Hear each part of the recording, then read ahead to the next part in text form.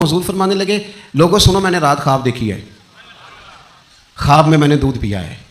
حضور سید عالم علیہ السلام فرمانے لگے، یہ صحیح حدیث میں موجود ہے بخاری میں، فرمایا میں نے اتنا پیا ہے دودھ اتنا پیا ہے کہ میرے ناخنوں سے بھی نظر آنے لگا۔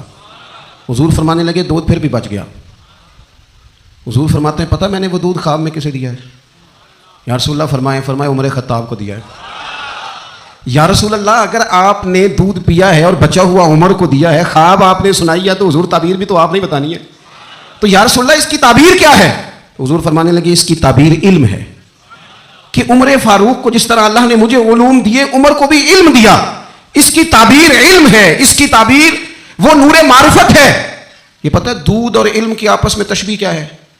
ہمارے مفسرین فرماتے ہیں جس طرح دودھ جسمانی غذا ہے نا، علم روحانی غذا ہے۔ حضرت فاروق اعظم کا علم، فقاہت، سمجھداری، معاملہ فہمی، اصول پسندی، ان کے مزاج میں ٹھہراؤ، ثابت قدمی کیوں نہ ہو جب حضور اپنے ہاتھوں سے دودھ پلائیں۔